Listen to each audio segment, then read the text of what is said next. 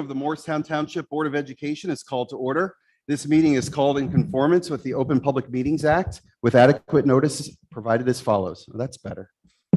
Notice filed with the Courier Post on July 1st, 2021, and notice filed with the Burlington County Times on July 1st, 2021. I'm going to ask if we could have a moment of silence.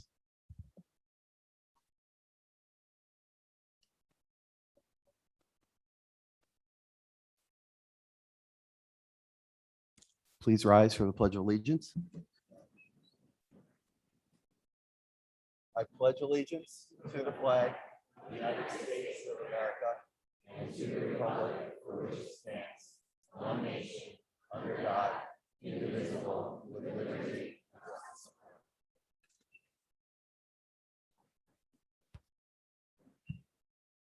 Hey, Mr. Heiser, can you please call roll?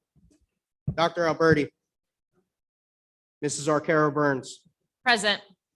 Mrs. Fallows Macaluso. Mrs. McCopolis. Mrs. Morano. Present. Ms. Romano. Here.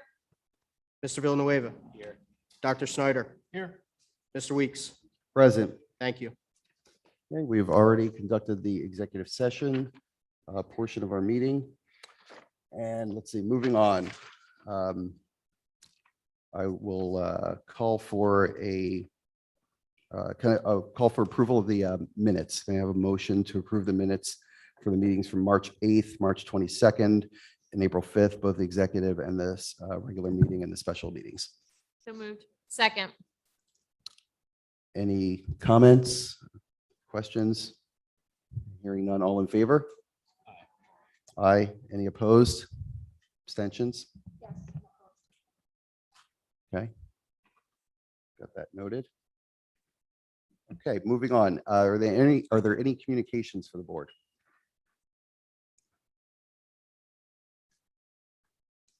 Okay. Hearing none, we'll move on. Start with President's remarks. So good evening. We anticipated a larger crowd this evening, so I'm glad we moved to a larger space. It seems to be a prudent decision on our part. So we appreciate the engagement and interest of those who are in attendance, especially the members of the Morristown Education Association, to whom I extend a sincere and heartfelt welcome. Tonight, we will be voting on the approval of the 2022-23 budget. This budget is the result of many hours of work, discussion, and efforts by our administration and staff. While difficult choices were made about what stayed in and what did not, I believe these efforts will pay off in the excellence in educational experience and opportunity we will continue to be able to provide our students while still living within our means. In addition to the budget, part of the board's work also involves renewing the agreement with our teachers, paraprofessionals, secretaries, custodians, and other represented staff. As I noted in my remarks in a previous board meeting, we are still working through negotiations, and I want to share a bit of perspective. Now, this is not the time or place to go into details, but what I've said, and will say again, is that it is not due, that the fact that we haven't come to a resolution yet, it's not due to the lack of respect for what those members of our district do and what they've provided for our students and school community.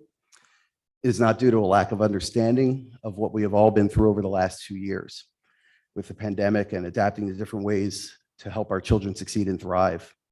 It is also not due to a lack of understanding about the challenges we all face with the economic conditions that exist. Finally, it is also not about a lack of desire to take care of those who take care of our children and form the backbone of our educational community. Reasonable people can differ on the way to get to an outcome and have mutual respect while they work through those differences. That is what we all strive to teach our children as they grow and learn to compromise and negotiate their way towards understanding and solutions. I know we are all well-intentioned, passionate people who care deeply about finding a way forward. We are all committed to a resolution and are still working to find that pathway. It may take more efforts and some, this isn't an Oscar speech, I'm being played off, it sounds like.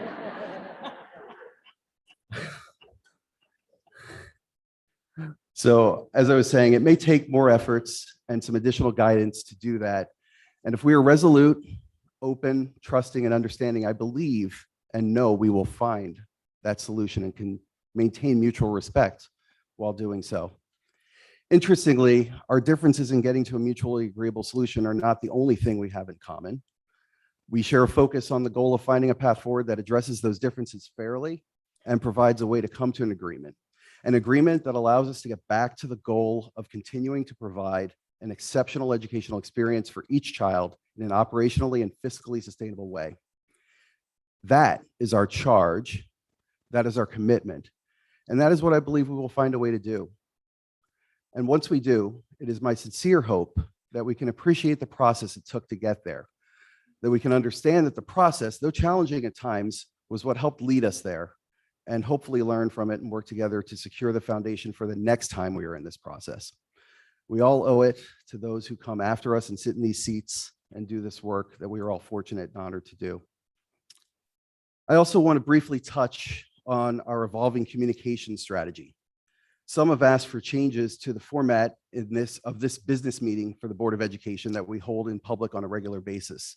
Those changes have specifically included a request to change the public comment portion of the meeting, turning it into a question and answer session. As a board and in our various committees, we have discussed this request and determined that we will fundamentally maintain the meeting structure as it is.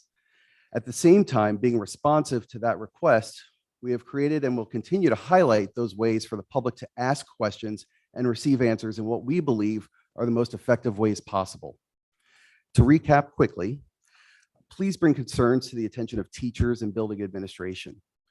Beyond that, there are subject area supervisors, district administration, and other personnel. The answers that are generally sought are often available directly from those people. However, if those avenues are not effective, then please, by all means, bring your concerns to the attention of the superintendent and the board leadership. In addition to being available by email for the board and phone and email for the superintendent, we have created an online form for submitting topics and items you would like addressed in my or the superintendent's remarks. The Communications Committee will continue to hold community engagement forums. We have engaged with a communications specialist who administered a community communications survey and will follow up soon with in-person focus groups to help improve communication and dialogue. Additionally, Mr. Volpe held his own town hall at his own expense. A summary of the questions and answers from that event is available on the district website. We feel that these and other similar opportunities which we expect to introduce provide ample and more effective opportunities for the dialogue I've told you that the board is interested in. Please avail yourselves of these opportunities should public comment in its current format not meet your needs. Thank you, and I'll turn it over to Mr. Volpe. Thank you, President Weeks. I'd like to first turn it over to my Director of Human Resources, Carol Butler, to recognize one of our standing retirees who's not here tonight, but we'd still like to acknowledge that person. Good evening, everybody. All right, we are here tonight to honor one of our own teachers who's been in the district for about 19 years. She worked at UES. Ms. Cheryl Deviney is retired. She's actually in Florida. If she's watching, everyone can wave to her. Okay. Ms. Deviney served as an undeniably excellent sixth grade teacher, science teacher at the UES for 19 years. Her enthusiasm for teaching and learning were evident in her everyday approach with students and colleagues. Mrs. Deviney loved sharing her passion for science and worked diligently each year to make science come alive in her classroom. She has touched the lives of thousands of students, many of them who have gone on to pursue careers in the science and medical fields. We want to wish Mrs. Deviney all the best in her next chapter. She is adored as a mother, a grandmother, a wife, and is looking forward to a treasured time with her family. She is currently on a retirement and birthday celebration trip with her family and could not be here with us this evening. Please give us a warm welcome to thank Ms. Deviney for her service to our students and our community.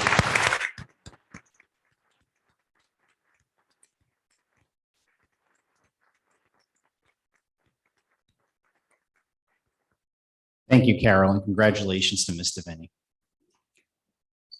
For me, the past month has been filled with the opportunity to visit schools, meet students in club settings, co-observe teachers with principals in a few schools, and getting to know more members of the community. As we move into the final 2 months of the school year, I'll continue to do those things, knowing there's still much work to be done before the end of this school year and looking ahead to next school year. One of those work items includes responding to the concerns of some community members surrounding the New Jersey health standards released in 2020. As of Friday, April 14th, the New Jersey Department of Education released a memo that spoke to some of the more controversial state standards and what the state's intent was in implementing those standards. Based on that clarification, I'm prepared to let you know how the Morristown Township Public Schools will be interpreting and delivering instruction about those standards. One of the more controversial standards states by the end of grade 2, every individual has unique skills and qualities, which can include the activities they enjoy, such as how they may dress, their mannerisms, and things they like to do. The performance expectation states, discuss the range of ways people express their gender and how gender role stereotypes may limit behavior. Based on the state's memo, how will we interpret this? Students typically begin to develop an understanding of themselves and people around them in elementary school. From an early age, certain assumptions are sometimes made, such as math and science are boy subjects and that the arts are for girls. We would make it known that any student can enjoy and choose any subject that they like. Similarly, when students grow up, they can have any type of profession they like. For example, if a girl wants to be a construction worker, a job that is stereotypically a male job, she can. Similarly, if a boy someday wants to be a nurse, he can. The message here will be that both boys and girls can enjoy subjects that they want to enjoy and aspire to be whatever they want to be. This will be coupled with the fact that everyone deserves respect, regardless as to their choices and who they wish to be someday. Another standard that has gained some attention states by the end of grade 5, puberty is a time of physical, social, and emotional changes. The performance expectation states, explain common human sexual development and the role of hormones. In parentheses, example, romantic and sexual feelings, masturbation, mood swings, and timing of puberty onset. Based on the state memo, how are we interpreting this? As the memo from the New Jersey Department of Education states that all items in parentheses are merely suggestions and do not necessarily have to be addressed, our schools will not be addressing romantic and sexual feelings or masturbation as it relates to our delivery of curriculum. Parents can address such issues with their children. If parents need the assistance of a school nurse in helping to address an issue in this area, they should feel free to reach out to them. One final controversial standard I will be addressing states by the end of grade 8, there are factors that contribute to making healthy decisions about sex. Performance expectations states define vaginal, oral, and anal. Based on the state memo, how are we interpreting this? In accordance with the New Jersey Department's memo, intent that youth who are unable to appropriately name sexual acts may not be able to accurately report instances of harm or abuse if it occurs, we will be defining the adjectives noted in that standard and the body parts to which they refer. This will be done in the same way that students learn that ocular means having to do with the eye. To be clear, there hasn't been and will not be explicit instruction about sexual acts in these areas. These definitions will be provided in one lesson in 8th grade, and all parents will be notified in advance when this day is. Parents will still have rights to be excused from such a lesson, and it will only be a small part of one lesson. Those definitions will be covered right there. You may have heard or read recent news stories about some schools in the state of New Jersey interpreting these standards differently than I have described. There have been some stories about lessons that as superintendent, I find unnecessary to meet the standard, as well as developmentally inappropriate. However, that is not the case here in Morristown. Please don't assume that because you heard of an inappropriate health lesson being taught somewhere in the state of New Jersey, that it is being taught here. You're a concerned and inquisitive community. My teachers, and I think there are a few of them here in the audience tonight, and administrators are child-centered and focused on developmentally appropriate instruction. To date, I have not received one complaint about an inappropriate health lesson being taught to students. So if you have further questions pertaining to your child and the instruction being provided, ask your teacher. There's a lot of them here wearing red. If you don't get a satisfactory answer, ask your principal. However, it is my hope that my statement today alleviates some of the concerns people have expressed to me. As a reminder, in addition to the new standards reference here, some families may still want to be excused from other health-related curricula, old or new, units or lessons for certain reasons. In any such cases, by our policy, a form is available on our website to help you with the next steps and to coordinate with your building principal for more specificity. That being said, I've already spoken to the curriculum committee of the board about making our curriculum guides, which are all posted online, more clear so that a person who does not have a background in education can more easily see the scope and sequence of what is being taught in a particular curriculum. This would include big ideas, objectives, and assessment methods, but to be clear, it will not detail individual teachers' lesson plans. The curriculum committee will be reviewing such a sample at our May meeting, and if all goes well, we'll implement that strategy moving forward. An immediate goal for me in that area would be to update all of our health curriculum in this way with some more specifics and have that posted and available online before the start of next school year so that everybody can see what's being taught. On a completely different note, but also a very important matter, every 3 years, you may or may not be aware that all schools in the state of New Jersey must test for lead in water. In November, such testing took place in our schools. The results of a first draw of water showed that 7 faucets district-wide were found to have lead over the acceptable limits. All 7 faucets were in the kitchens of South Valley, Roberts, and Morristown High School. A second draw on all faucets was conducted, which concluded they were within the appropriate limits. But in addition to that, as a precautionary measure, the district started remediations in December. To be clear, none of these faucets were used for cooking or drinking in any way.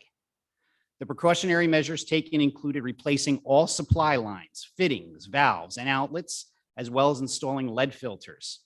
It was determined that there are no more unacceptable levels of lead in our water, and we just received the final report on this matter as of yesterday afternoon. So this is why you're hearing of this today, because within 72 hours of receiving that official report, we are required to post those documents on our website and inform the community there for your review if you should wish to do so. The next testing year for lead will be in the 24-25 school year. Finally, at May's Board of Education meeting, I'll be sharing our efforts starting this summer and heading into next school year that are funded by the remaining federal funds through our ESSER grants. Categories of spending will be disaggregated in specific instructional and facilities areas. Additionally, it'll be clear which grant funds are paying for which efforts and the amounts involved. Once I present it in May, it'll be then posted online for all community members to view at any time. I know I've talked a lot already and I should kind of wrap it up shortly, but I do want to say the best part of my job is getting into the hallways and into your classrooms and seeing the wonderful work that you're doing for kids. I understand why everybody is here tonight, but it is a pleasure being your superintendent. And then I think at this point, are we going over to the student board representatives? Correct. Okay. Oh, go ahead, Mr. President Weeks. I'm sorry. Sure. I was remiss and I forgot something during my remarks and I just wanted to circle back. As some of you may have noticed, there is a new board member up here on the dais. Claudine Morano has joined us. She was sworn in yesterday. So she's officially a member of the board. So I just want to officially welcome you. And thank you for volunteering. your service. Thank you, Nick. Just to be clear, she's appointed to fill the remainder of this year of the term that was vacated earlier this year. And there will be an election for that position later in the year. I don't think you have anything to announce right now, but we won't put you on the spot. Anyway, but just wanted to be clear about that. So thanks. And now we can move. We have 2 of our 4 student representatives who are here. So if you'd like to, if you'd like to approach the microphone, go ahead and introduce yourself and please share your remarks. Hi, everybody. My name is Bhavika. I'm the sophomore class liaison. So first of all, I hope everyone had a restful spring break. I know for students and for everyone, the push from spring break to finals is the hardest, but also the most rewarding. For the rewarding part, a lot of my friends who are seniors are committing. The Voice, our student newspaper, just released an issue. We have 2 more coming up. And yeah, so that's a little bit what I'm here to talk about. Firstly, a bowling event. So just for student council students or student council officers and advisors will be going bowling. It will be a great opportunity for all of us to bond with not only the class officers in our grade, but the class officers in for me, freshmen, juniors, and seniors, as well as celebrate and reflect on all that we've done this year as student council. Spirit Week, we've had our Veterans Day Assembly, we've had our Martin Luther King Day Assembly, and most recently our service projects. So I'm very excited for that. I'm absolutely awful at bowling, so I will definitely be doing more socializing than bowling. So secondly, I'd like to talk about a new event that we have coming up from Student Council called Quaker Games. So just backtracking a little bit to last year, as some of you may remember, we had to move our pep rally to the last 3 days of school, and it was an absolute success. I was mostly virtual last year, and so for me to come in just for the last 3 days and have fun, it was very rewarding. And it was a great success, and we had great responses from the student body as well. And so to rekindle those spirits and all of the fun that we had, we are starting a new event called Quaker Games. And we are currently in the process of finding, so this will be similar to the Spirit Week that we had in the beginning of the year in October. However, we will have completely new different games, which we are currently in the process of deciding. So those are all my updates. I'm very excited for the end of the year, almost there. I hope everyone has a wonderful night. Thank you.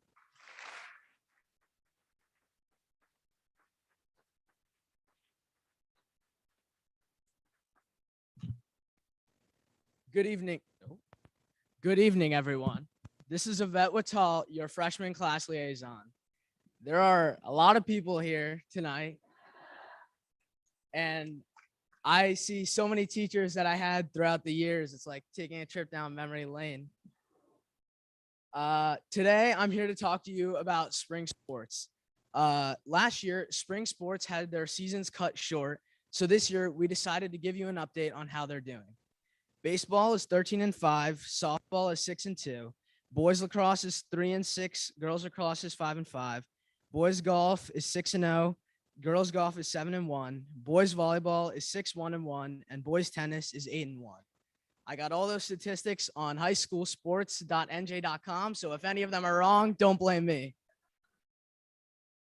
I play tennis, and I can confidently say that playing a sport for the high school is a fantastic experience. Not only do you get to compete and meet other kids from around New Jersey who are your age, but you get to meet so many people from all the grades who you've never talked to, even though they're in your own school. Overall, sports for Morristown is very fun, and I'm sure that all the athletes this season are thankful that it wasn't cut short or canceled. Thank you.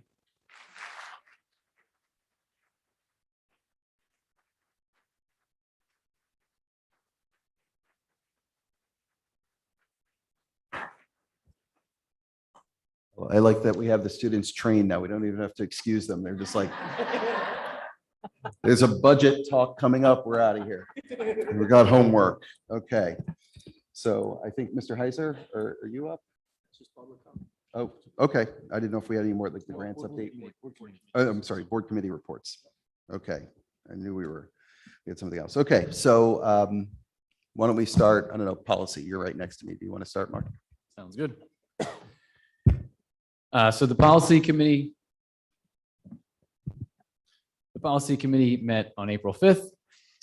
So we wrap back with the student handbook for the UES and WAMs. And in a similar context to the high school handbook, the focus from our end is on, the continued discussion around the implementation and uniform enforcement of the dress code. So that was the majority of the conversation, and sort of is continuing and ongoing. As far as the policy items, so policy and regulation 5530, which deals with substance abuse, was tabled. The district is still reviewing recommendations, so that'll be on the May policy agenda. Policy and regulation 2431.4, which is dealing with the prevention and treatment of sports-related concussions and head injuries, was also tabled.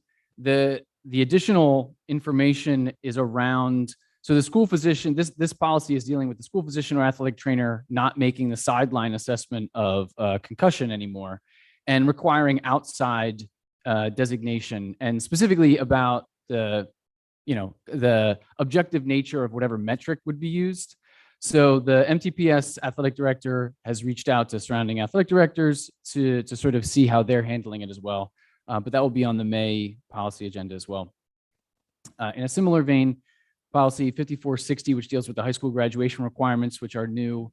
The district is continuing to sort of determine the logistics of how the New Jersey graduation proficiency assessment will impact our students. We discussed policy 1648.11, which is the road forward, the health and safety on COVID-19. Specifically, the conversation was how best to go forward in the context of either repealing or adjusting the policy. The conversation in the committee with administration's input was it'll likely be this summer and that it'll just be repealed. There are obviously lots of things going on in the summer. So trying to wait until we have a clear understanding of, as the district, waiting until the district has a clear understanding of what the state will require for the 22-23 school year before it's just repealed and then something else would have to take its place to know exactly what we are moving to. But the committee was obviously in favor of its repeal as soon as logistically feasible to minimize the impact on our students. And policy 143, which deals with board member election and appointment, was discussed. So as President Weeks just said, we filled a vacancy just a few weeks ago. And the conversation was around the existing policy and how or if it should be modified to more clearly capture the three phases of that process. So either the interview process, the deliberation, or the actual voting. The voting has to take place in public, but the other two, there is some wiggle room. And we discussed what would be best to go forward. So in light of no concrete sort of plan, I'm going to talk with the rest of the board to see how the last time we had to do it went and see if any concrete feedback and if a new policy or this policy should be changed, I should say. Policies for first reading for tonight. Policy 3233 deals with political activities of teaching staff. This policy very, very closely mirrors a policy that had already existing 4233 for support staff. The changes are not material, but it did bring on a larger conversation in the committee about language dealing with the very subjective phrase of partisan political purposes. The policy itself deals specifically to teaching staff, just like 4233 deals specifically with support staff. So we talked about whether a new policy is required or would it be a regulation? So we kicked it back to administration to sort of look at what best practices are and how it's best handled outside of this policy, which is really specific to that. So looking at a different policy that would capture holding these sorts of things on site, regardless of teaching staff or support staff's involvement. And I think that's the distinction. And again, the subjective language around partisan to political purposes is sort of the issue. The other policy on for first reading tonight is 9181, which deals with the volunteer athletic coaches. Again, this mirrors the school volunteers in its intent in terms of after getting some approval and going through the background check and so forth beyond a certain number of hours. The difference here between this and the school volunteer is there's additional language around confidential student safety, given the different nature of coaching versus just as school volunteering. Brings it to the second reading. So 9180, 5541, and 8465, there are no differences from first reading. So again, we talked about them last meeting, but there's no substantive difference, no differences between first and second reading. Any questions?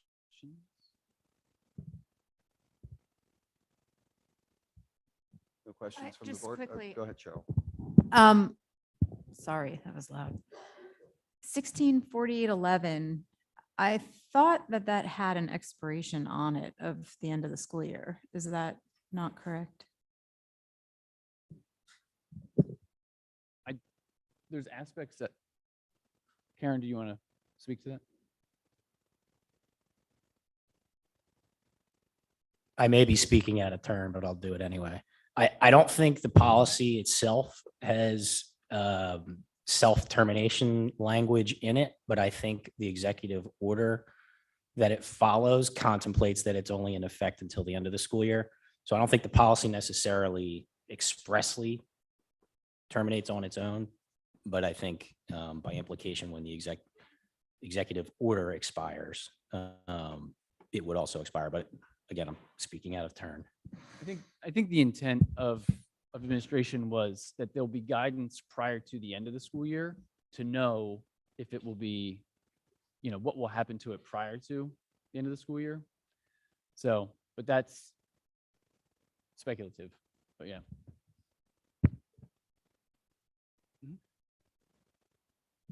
Any other questions for policy? Okay. Finance and operations, do you mind going next, Mr. Villanueva? Sure. Finance and operations met on April 13th. In person again. We've been having our meetings in a hybrid model, but mostly in person, which is refreshing. Our first order of business was a presentation by Michael Rouse, who's the executive director of the ESF camps. ESF is the summer camp that's run on the campus of the middle school that we've had a relationship for a number of years with, that has provided a nice opportunity for students in town and outside of town to participate in a great camp, but also give us a nice revenue stream. Obviously, COVID had an impact on camp enrollment the last couple of years, and we renegotiated some of the terms of our existing agreement, which will expire after this summer. And I think there's a mutual interest in extending that agreement, presumably on terms closer to as they were originally intended pre-pandemic. So hopefully we'll have some updates on that in months to come. We also discussed our custodial bid, which went out several weeks ago. I believe it's now closed, Mr. Heiser, and we have received a number of bids for custodial services that we're reviewing. We have not yet analyzed those bids, but I expect we'll do so in the next month or so, and hopefully have some recommendations for the board. Mr. Volpe already addressed the lead testing issue, which was a subject of our discussion at Finance and Operations this month. I won't repeat what Mr. Volpe has already stated. We talked about a number of transportation issues. In my mind, probably the most significant is that non-renewals are prevalent in the state and in the county, and we're no exception. We believe that 11 of our 13 routes have been non-renewed. And this presents us with a significant problem, budgetarily and operationally. We are going to have to get creative and get some new companies in, or hopefully get favorable terms from our existing bus companies to make sure that we've got efficient transportation lined up for next year. We're considering the possibility of a joint bid with other districts, but for a number of reasons, we're not sure that's going to work. But we expect to get bid specifications out, if not this week, next week. And so more on that to come. We talked about the milk issue that struck parts of New Jersey several weeks ago, probably about a month ago now, where there was some contaminated milk that hit some schools. I think most notably Camden, there were some kids that got sick from drinking milk that was contaminated with sanitizer. We became aware that one of our schools, and forgive me, I forget which one, the UES, had milk that was not contaminated, but was on the same lot. The suspected contamination. And so the Department of Health came out. We had to sort of quarantine, I hate to use that word, but quarantine the milk and have it destroyed in front of the Department of Health. But thankfully, we don't believe it was actually contaminated. And there were no issues in terms of kids ingesting any contaminated milk. Mr. Heiser gave us an update on the status of the county's review of our budget that we preliminarily approved last month, and that's on the agenda for tonight. Dr. Benton gave us a presentation on her proposal to use some ESSER funding for the STEAM program in the summer of 2022. which will provide 4 weeks of programming for Title I students at Roberts School, as well as 2 weeks offered for students from Baker and South Valley. And those invitations for those students will be based on map data and other measuring points. The committee supports Dr. Benton's proposed allocation to ESSER funding for that program. Mr. Heiser gave us an update on our claim experience, which has not been good. And that's in connection with our health insurance. As a district, our claim experience hasn't been very good, but we are in a pool with other districts that have had favorable experience. And so that's the benefit of being in these pooling arrangements, is that if you have a bad year claim wise, if other districts have good years, then hopefully our premiums won't go up, and hopefully it's a mutual relationship where when we have a good year and others have bad years, we're helping each other out. There is on the agenda tonight, I believe, an item related to our vision benefits, and we proposed to having a 3%. Mr. Heiser was successful in negotiating a deal with our vision carrier to have a 3% increase on vision for 1 year, then with no increase for the following 3 years, which in our view is a very good deal to lock in 3% over the course of 4 years. There is, as an add-on to the agenda that was made public today, a codicil relating to the MA agreement. There's language in the MA contract related to use of vacation time, and through, I'll call it an audit. I don't know if it was actually a formal audit, but we discovered that the application of vacation time under the MA agreement was not necessarily consistent with the language of the agreement. And so the codicil that is attached to the agenda this evening is intended to clean up that practice. And so we thank MA and administration for coming to a reasonable arrangement to make sure that we are actually executing on the language of the contract as it was intended. Ms. McGlone gave a presentation. She would like, she's proposed to have a new position to help her with EDC. I think we're still exploring some of the details around that. And so that's not something that's up for the board's consideration this evening, but more on that in the future. Any comments or questions? Thank you. Thank you, Mr. Villanueva. Lauren, would you mind Not at all. doing? Curriculum met Curriculum. on April 14th. First, Mr. Volpe advised the committee of the potential discontinuation of virtual instruction during quarantine, especially affecting K through third graders because of the challenges it presented to the teaching staff and the instruction time required for that, and just the cycle through of the timing of how long it took to get the materials to the younger grade students. That was just advised that he was considering this situation, and he will be following up later with the committee once a determination has been made on that subject.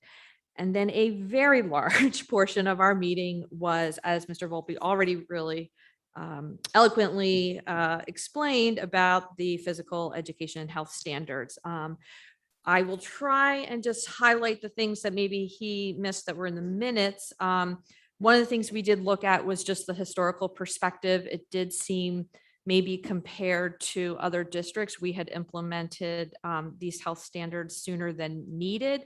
There was a history that was kind of explained that, in 2020, we were getting ready for CUSAC evaluation and assessment, and we're really looking to rewrite a lot of curriculum, kind of quickly to get everything up to standard and code. And so health and PE was in that cycle to get ready for CUSAC assessment to be rewritten over the summer. So with that, being the case, that's why our curriculum was written and has been, being implemented over the last year and a half. Mr. Volpe pointed out that the state has since corrected the document that they were posting online, which erroneously kind of put everything posted as the end of grade 2, and really wanted to credit the Morristown staff for reporting that error and bringing that to the state's attention. We went over, as Mr. Volpe explained, the process and procedures for students to opt out of various lessons when needed, and what that process was. Kind of highlighted the point that, as we're looking at the standards that are set by the state, we understand too, as a teaching entity, that not every standard is given equal weight. And so some of these issues, as Mr. Volpe said, these lessons were taught in a 1-day, class period. It wasn't over and over again over the course of weeks or months.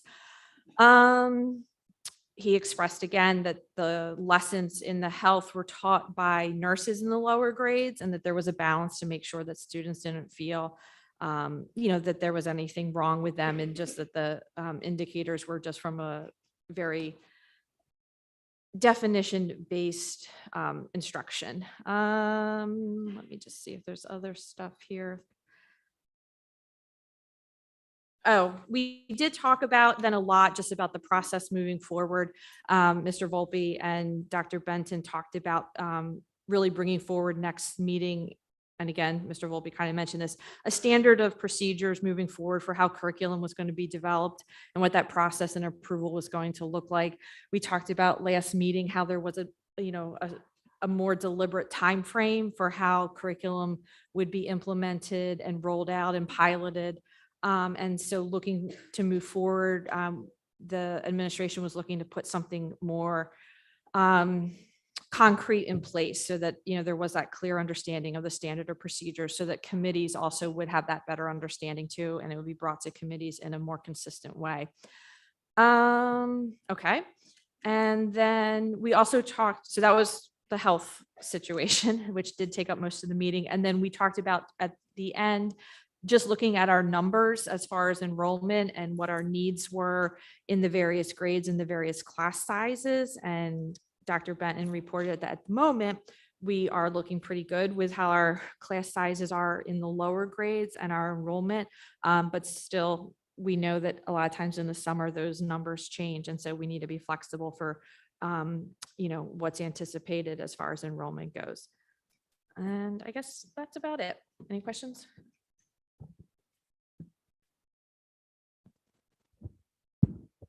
I don't so much have a question, as I just want to really thank Mr. Volpe and Dr. Benton for being so responsive to the concerns that were raised from the community and within the committee itself. We did have very deep and honest discussion about the feelings on the standards and the interpretations. And I think the steps that you're taking to allay parents' concerns and give them opportunities to ask questions and learn more is very appreciated. So thank you. Great. Anyone else for Ms. Romano? All right. Thank you for that report. Dr. Alberti could not be here this evening, so I will give a brief overview of the Communication Committee meeting. We actually had, I'll call it 1.5 meetings. We met on March 30th and discussed the community survey that I mentioned earlier in my comments. Sorry, is that better? This mic is odd. So I'll start again. We met on the 30th. We started off with a discussion about the survey that was put out for the community. We got a brief review on the 30th and then had a more in-depth review on the 13th. That was the other half meeting, if you will. So we found out that we did get a significant enough response that it could be the data could be normalized and compared against other districts who've done a similar survey. The next step in that is to have focus groups. And then once we have the in-person focus groups, then we'll be able to have a full kind of analysis of all the data and come up with the conclusions that we could draw from that process. We talked about the web, again, another thing I mentioned in my comments earlier, the online form for people to submit comments that they wanted comment on during the school board meetings. For that process has not been well utilized so far. So we talked about potentially continuing to repeat that it's there and publicize it to make sure people know it's available.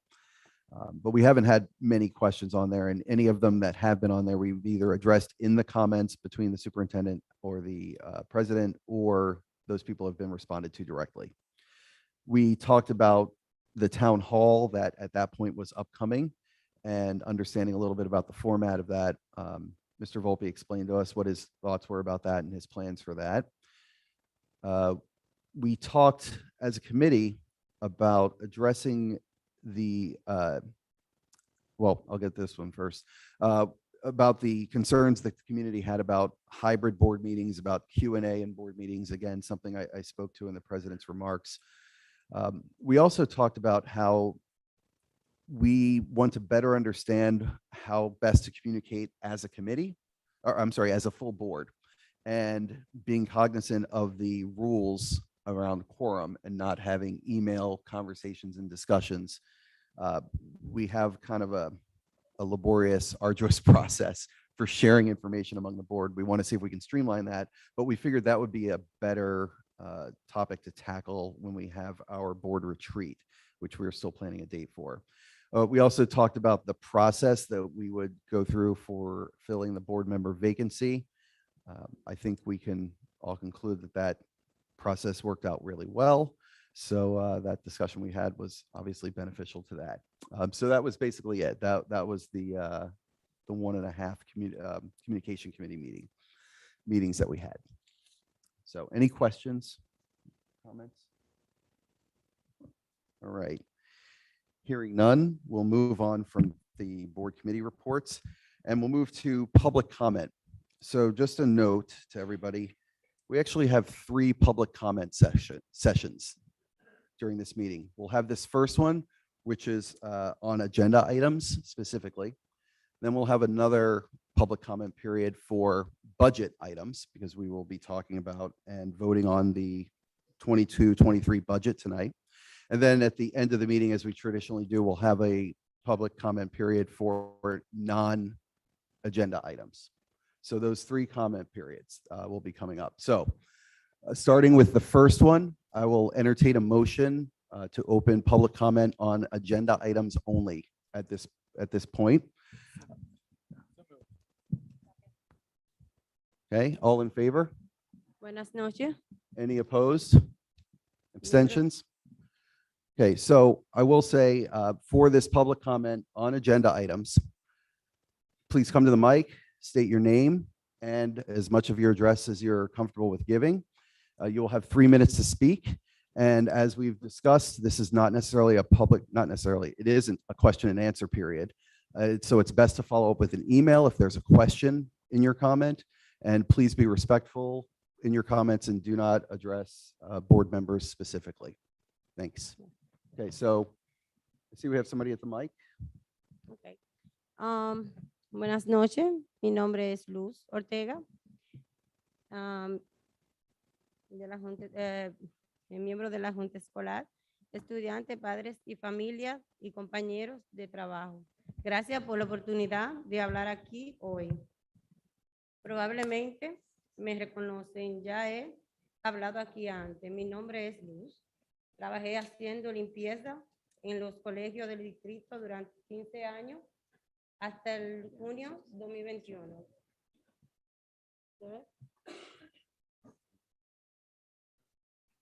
Good evening, members of the board, students, parents. As many of you know, with the support of our union, 32BJ, we have been fighting for justice since we lost our jobs last June when HCSG took over the district's janitorial contract. Today we are here to tell you that justice is in sight. Over the weekend, Healthcare Service Group agreed to settle the charges brought against them by the Labor Board. The settlement is worth over $400,000.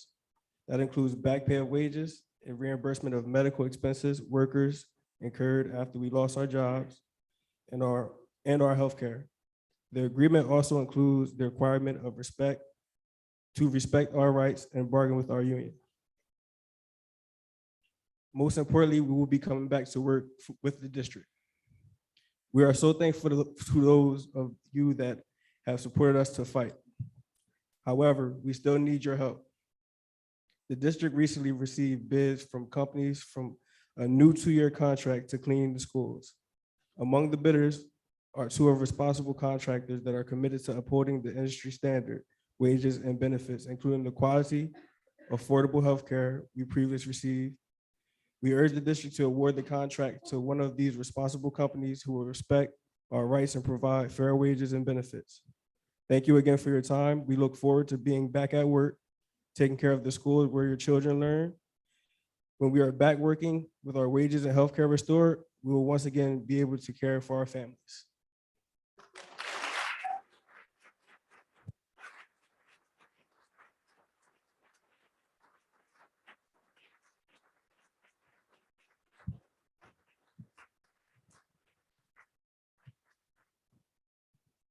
That's as tall as it goes.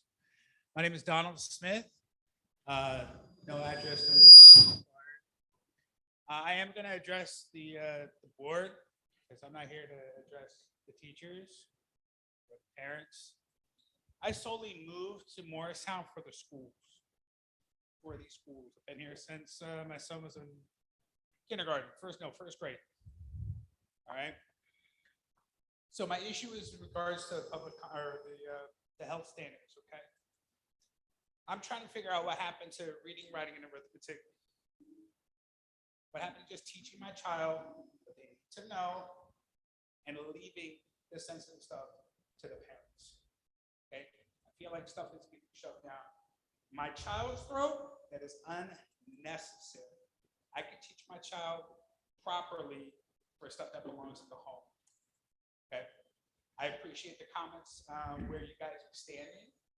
I am addressing the board because I feel like to address in a forum just for 2 people is not addressing to the board. You guys vote on everything together. And just like tonight, doesn't matter what anybody says. You guys already figured out what you guys are doing. So at the beginning, when you guys were talking about how you're not going to allow for back and forth questions and answer, that's always been a burning issue for me because I feel like I'm just a mouthpiece here speaking to you guys. And, okay, cool. Have a nice day. Bye. You mean absolutely nothing. I raised it before on Zoom during the pandemic. I'm raising it again today. You should be able to address concerns, and with the wealth of knowledge that you guys have, we should be able to get a response immediately because you guys are the best and the brightest here. So I implore that we don't, I understand that I can pull my child away for any of these lessons, but it's just the certain things. I know exactly where you guys are threading the needle with respects to gender identity and whatnot. I know what you're saying, but I know what you mean. And there's a distinct difference there. So thank you.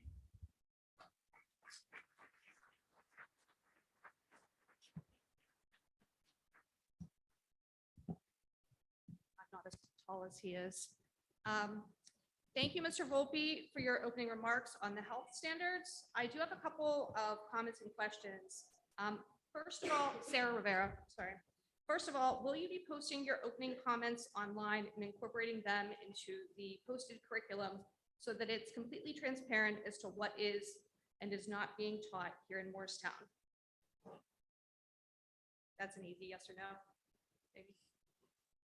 Want me to address this? I think please finish your comment, Mr. Rivera, and if you have questions, just follow up with an email. I'm sure they'll be addressed. maybe. Second, I've gone through many of the curriculum files online, and there are some housekeeping items that I think need dealt with. There are many files that are missing author names. There are many health files that are dated February 2020, but reference the new state standard that wasn't released until June of 2020. And third, I think I speak for a lot of parents that are probably fairly relieved to hear your interpretation of the standards, but are also extremely skeptical of its true implementation.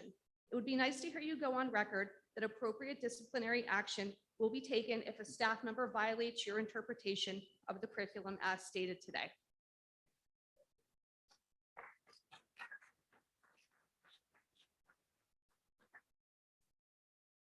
Good evening. My name is Susan Powell. I live at 446 Shady Lane. My husband and I moved to Morristown because of the public schools. Our 3 children have since graduated, and they've realized success in college and their careers. In addition to being a resident, a taxpayer, and parent, I am also a 3rd grade teacher at Roberts. I am committed to the Morristown school system. So 2 years ago, when the pandemic hit, like my colleagues in this room, I rolled up my sleeves and got to work. Tonight, I'm speaking on behalf of elementary school teachers, as I detail what teaching was like during these unprecedented times. To begin, let's go back to 2020-21 school year. Students returned to school in cohorts, meeting on alternating days. Since the students were not in school every day, we had to capitalize on the time we had our students in session. This meant hours of planning and preparation, because as teachers, we knew we had many challenges. We had to address the gaps in learning created by the pandemic, and we had to address the social and emotional needs of our students. We had to do all this while maintaining the academic rigor expected by our district. In addition to planning for in-class instruction, we also needed to plan meaningful remote lessons.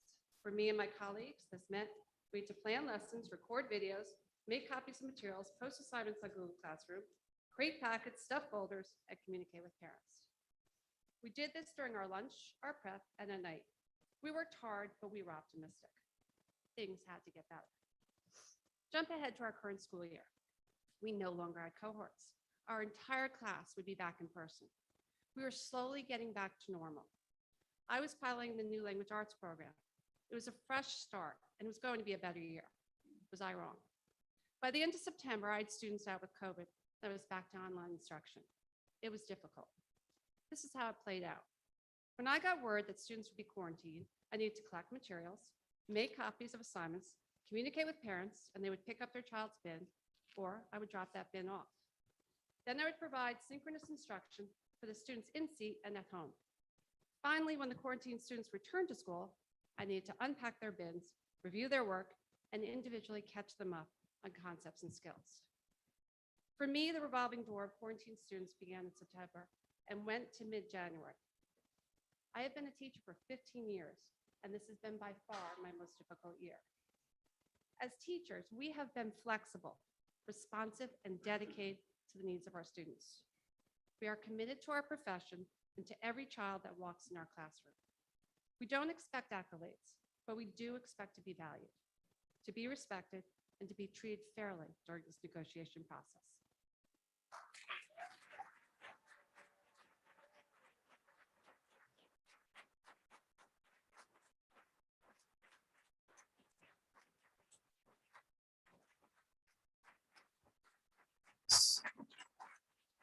So thank you for the comment. Before we continue with public comment, as I stated before, we'll have 3 public comment periods.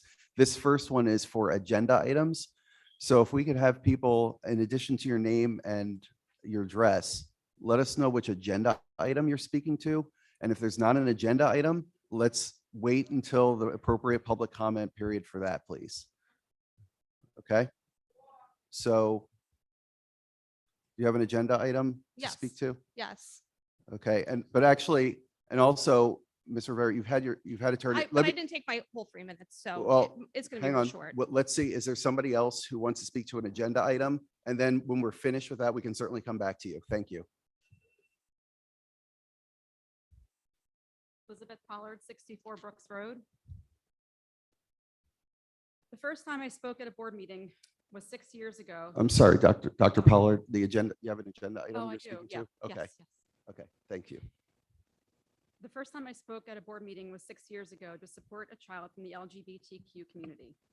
A lot has happened since then. Morristown has become a more inclusive and educated community. People are more comfortable talking about issues of sexuality and gender identity. This can be attributed in part in New Jersey to our public schools health curriculum.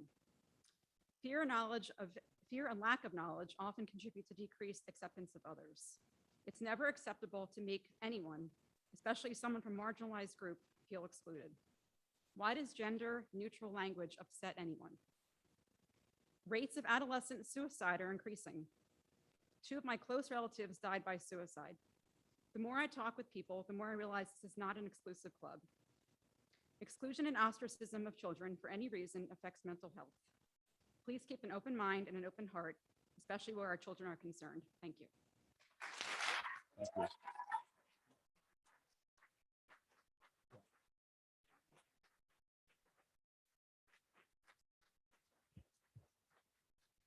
So again, I just want to be clear.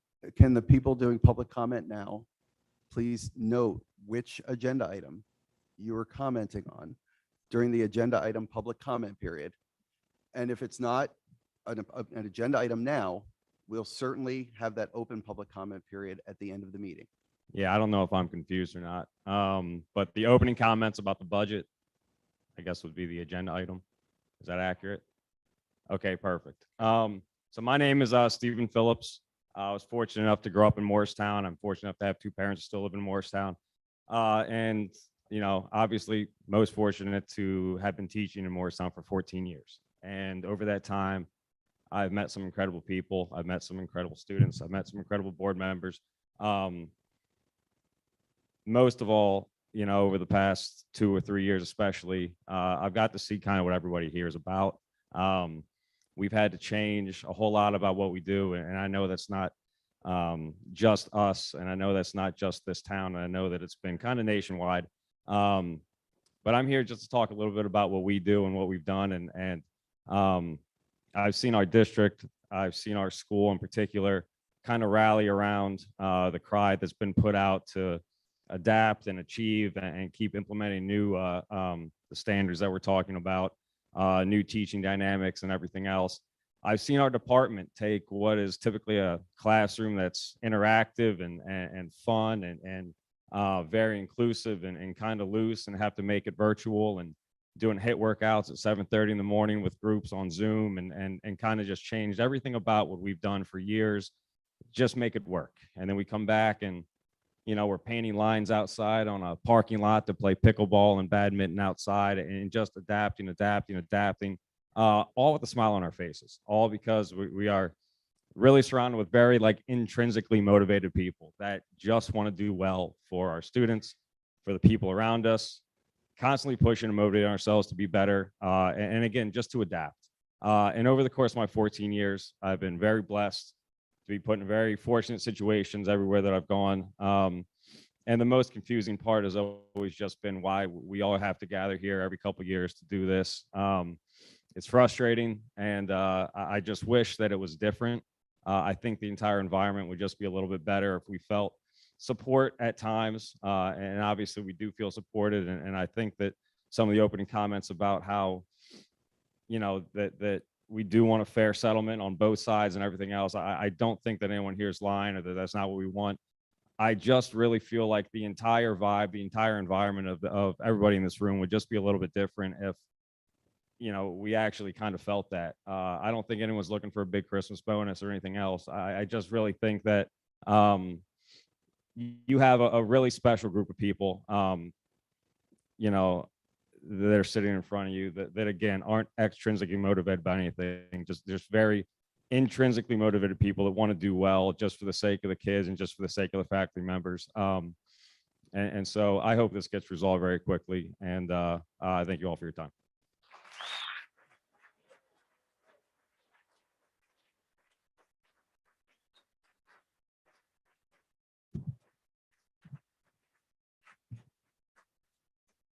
Hi, everyone. I'd like to comment on budget and opening remarks. Hello, I'm Greg Haar. I'm a social studies teacher at the high school for over 20 years, and I also serve as the business manager for our extracurricular theater program. Besides all of the challenges of classroom instruction, one of the largest disruptions over the past 2 years has been in the area of live arts performances. Everything about the after-school activity in which I'm involved, producing and directing theatrical performances, has changed. And I'm proud to say that our high school theater students have performed all of their regularly scheduled fall plays and spring musicals. This is in large part due to the Herculean effort of our staff, partnering both with the high school and district administration and with the support of the board. To make this happen, not only did our staff have to perform their regular artistic, technical, and administrative duties, but we needed to now consider state, local, school guidelines regarding distancing, mass exposures, contact tracing, capacity, seating, temperatures, vaccination. And for each show that we did, the guidelines shifted, requiring us to constantly alter our plans. But to do what needed to be done, the work of the staff in every area was impacted: show choice, blocking and staging, vocal performance, costumes, hair, makeup, microphones.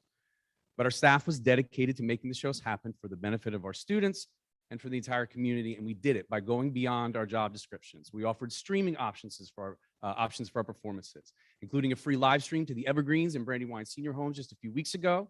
In June of 2020, I delivered a virtual end-of-the-year banquet ceremony for our students from my living room.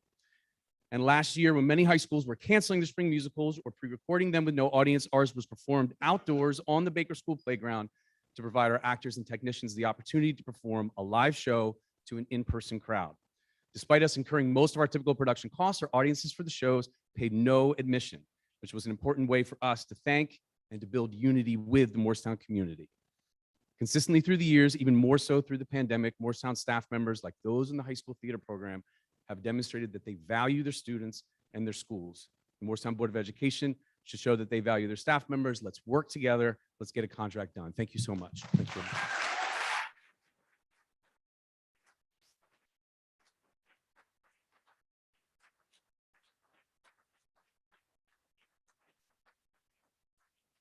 Hi, I'm Beth Phillips, 139 West Maple Avenue. I'm addressing the budget agenda item. I am the school nurse at Baker Elementary School. I'm speaking on behalf of all of the Morristown nurses who are also here somewhere with me tonight.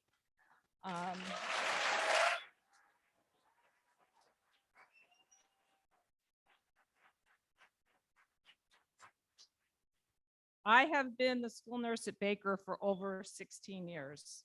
I love what I do, and I love caring for your children. I think all of our nurses love caring for your children. These past 2 years, nurses everywhere saw a dramatic shift in our profession. School nursing was no different. We were called upon to become community health leaders and liaisons.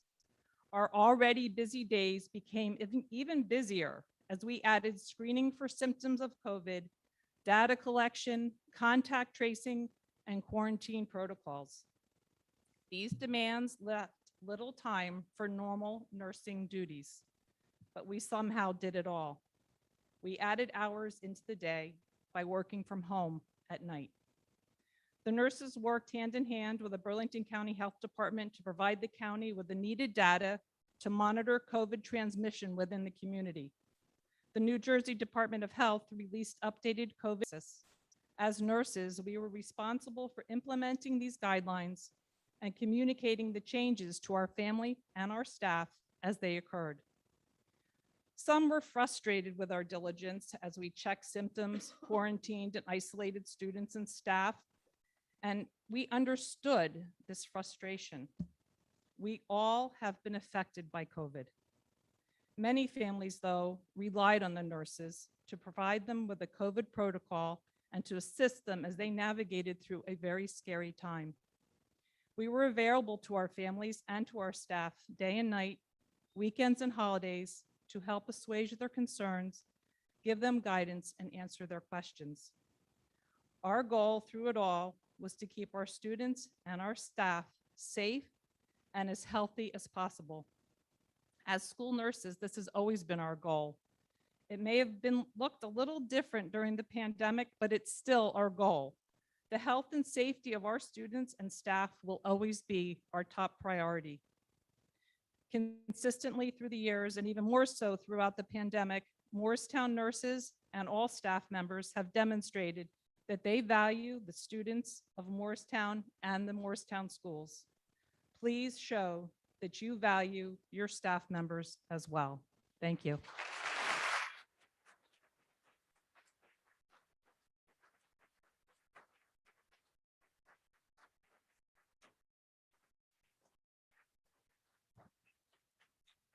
I'm not really good with microphones, so hopefully I do okay here. My name is Glenn Furman, and I teach fifth grade at the UES. I'll be talking about the budget. I've been teaching for 24 years in Morristown.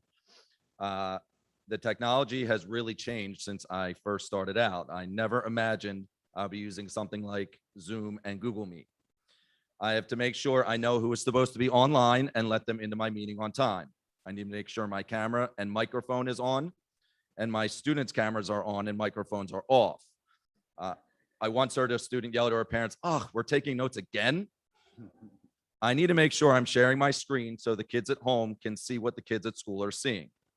I have to do all of that while making sure my students at school are paying attention and engaged. That is all dependent on if Wi-Fi cooperates at school and in their houses. And then my lesson can begin. It hasn't always been easy, but I've gotten used to it. When we were first asked to teach from home, I started out in my dining room. It was an absolute mess with books, papers, and lists all over the place. I spent so much time at that table that there are dent marks still on my carpet. My wife actually made me put that in there. If I had an assignment due at a certain time, I would sit there grading and returning them. If students didn't turn them in, I would constantly message them and sometimes email their parents asking for their help. Most nights I didn't turn my computer off until 8 or 9. My back started hurting from all the hours I sat at that chair, and it still hurts.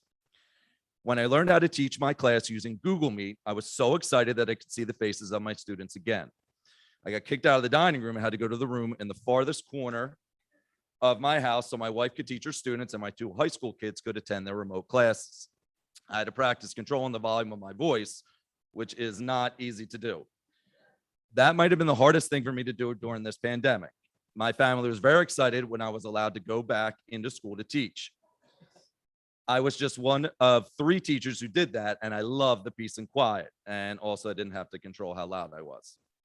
Throughout these 2+ years, I had tried to give my students the same memorable experiences that my former classes had. I spent hours modifying my projects so my students could experience similar things as kids I taught in the past. I learned Google Classroom so I could check their work in real time and give immediate feedback. I drove house to house to drop off books to the students in my class, partly so they could have what they needed, but mostly so they could see me and I could see them and at least have a little bit of normalcy. What I'm most proud of from that year is my big newscast that I do at the end of every school year after reading Charlie and the Chocolate Factory. Instead of filming live in school like I always do, I did dozens of different Google Meets. With the help of the awesome media specialist at the UES, Carol Herb, we put it together so my students that year could have something they would remember for the rest of their lives. I'm not the only one who did these kinds of things. Every person in this room did so many selfless acts to make the experiences of their students memorable. In the end, those are the things these kids will remember. I saw 2 former students this year. The first is Quentin Law, who is now a member of the town council. I asked him what he remembered from my class, and he said the state report project that we did that is based on the NCAA basketball tournament. I give the kids teams to follow, and they have to do a report on Sir. one of the states where the team is located. Sorry to interrupt. Just I have to ask you to please wrap One up. more. Okay. Okay, almost Great. done. Sorry, I talk a lot. Sorry, Katie. Chief. All right, my wife is a second grade teacher at Roberts too. So Quinn said he remembers the project and still roots for the teams he had. The other former students, my current teaching partner, Lex Massa, who's doing a phenomenal job, by the way, she told me she remembers going to one of her softball games, and she does that now because I did that for her. I still love going to see my students play. I'll skip the last paragraph. We aren't asking to break the bank. We're asking for a fair contract from the Morristown BOE that shows that the staff members in Morristown are valued for the work that we do every day to help make our students the great people they are and eventually turn out to be. We deserve it for all that we have done in the past and all we continue to do, no matter what the circumstances are. Thank you.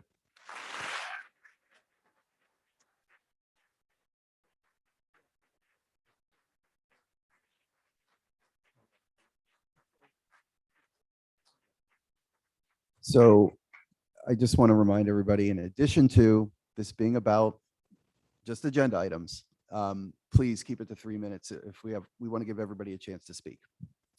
I'll be brief. Thank you. Good evening. For those of you who don't know me, my name is Greg Wilkinson. I'm a class of 99 graduate. I'm also a 7th grade math teacher at WAMS. The last 2 years have been the most difficult and exhausting, basically, years of my 20-year teaching career. The analogy, building the airplane while flying it, rings too true to every teacher in this room. Despite the insanity of these last 2 years, we made the district our priority. We were fully committed to do whatever it took to benefit the students in the midst of the pandemic. We were your champions. Now be our champions. Show us that you value us as staff members. Let's get this contract done. Thank you.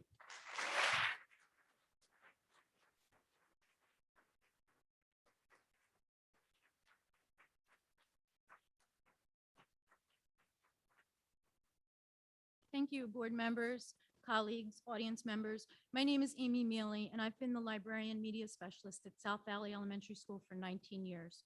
There's much I could say about those years as a librarian and much I could say about my love for being a librarian at South Valley, but I would like to focus on last year and what it was like teaching during the pandemic. When we returned to school in September after leaving in March, the specialist really didn't know what to expect as to what our jobs would be. Much time and talk went into what the hybrid schedule was going to look like and what the classroom schedule would look like, but not much was known about the special schedule. But all of us, the specialists, returned, eager to teach again, eager to do what we loved, and eager to be there for our students. As it turned out, we were not going to be able to teach our students in person, but instead we would teach our specialty to the hybrid groups at home virtually over Zoom or Meet each day. This we did with enthusiasm and pride in our subject area. We just wanted to be with our students and transmit to them our love for our subject area and for them. So we met with our Zoom students each day, and we did anything else we could possibly do to connect with our students and to help our classroom teacher colleagues. We posted extra lessons for kids on Fridays. We recorded ourselves reading aloud and shared it with classroom teachers to use when they needed something different to do. We recorded ourselves singing, dancing, other things so that they could use those for brain break activities. On Fridays, I recorded book videos for the teachers to let them know what we had in the media center that was new. The Zoom teaching didn't last too long, and soon we found out we would no longer be teaching in person, but instead recording and posting lessons again. As before, we would do this with love and pride, wanting to make a difference for our students. We all knew that it didn't feel exactly the same as being in person with our kiddos, but it was what was needed from us.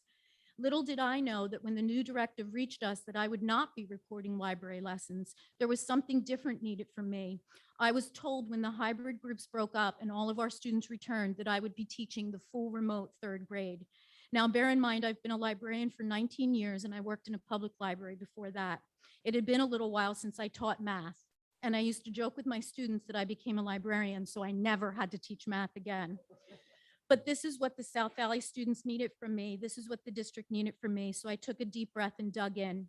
I had 3 days to work with the current 3rd grade teachers and be brought up to speed on the curriculum, all of the websites and apps I would need to access and use, along with all of the passwords that I was going to have to remember to get into those websites. But it was what the district and the students needed. So I took a deep breath and got to work. I'm not sure who was more nervous that first day, myself or the 3rd graders in my new remote class. The good thing, they knew me from the library and I knew them. So that first day together, we all took a deep breath and we got to work.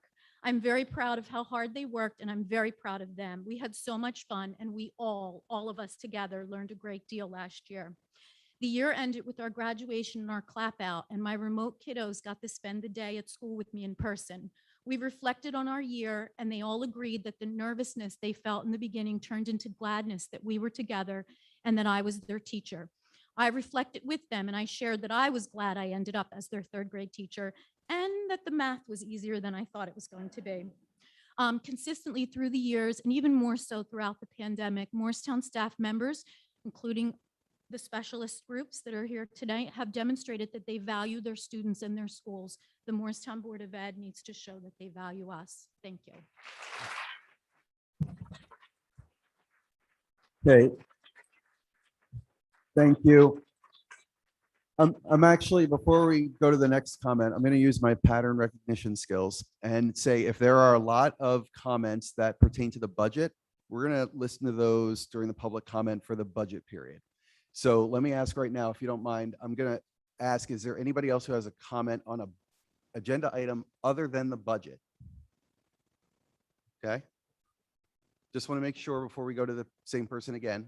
Okay. So let's do that. And then the budget public comment is right after this one. Okay. So let's just kind of keep things compartmentalized and we'll come right back to the budget one when we finish regular public comment. Please just use that seat right there. Thank you, Okay. Nick. Pandemic was totally easy for me, by the way. So anyway, when I stood up here earlier with a sincere comment and requested that teachers, on the rare occasion it may be necessary, are held accountable for their actions, your very own teachers over here on the right made snide comments. Are you kidding me? Seriously? Give So, me a Mr. break. I'm going to interrupt you. Where is this No. on the agenda? No, where is this on the agenda? About the standards and accountability. No, it This is sounds why like it's parents are about comments you skeptical. heard in the, hang And on, this hang on, is hang on, why- hang on, Mr. Rivera, hang on, It's hang one on. more sentence. No, stop. And this is why Please, we need please stop. accountability Please at stop. all levels. They Can we don't cut the even wait microphone, till they are please? behind closed doors. So to listen, talk we're behind my gonna back. have some order here, not my microphone, her If my microphone. child can be held accountable for his We're gonna have some actions. order here. Hang I'm on, sorry. please. Please hang on. We're gonna have some order here. We have an order to things, okay? And I've said it consistently each meeting. I'm gonna continue that consistency. All right. So if you'd like to wait for a general public comment, that's fine. But this is on agenda items. That's not on the agenda. Are there any other agenda public comment items? Okay, hearing and seeing nobody move towards the mic. Can I ask for a motion to close public comment? Okay, thank you. All in favor? Any opposed? Abstentions? Okay. So now moving on, we have our budget section of the meeting, which does include a public comment on budget items. So I need a motion to go into the public hearing on the 2022-23 proposed budget. So can I have a motion to open that budget discussion? So moved. Second? Okay, all in favor? Any opposed, abstentions? Okay, so now the next item is public comment on the budget. Please come to the microphone, follow the same rules as before, except these are comments about the budget. Please state your name, address, or affiliation with the district, and then proceed. Thank you. Is this on? My name is Jess Rosati, and I am a special ed teacher here at WAMS. When the pandemic hit, we had no idea how long it would last.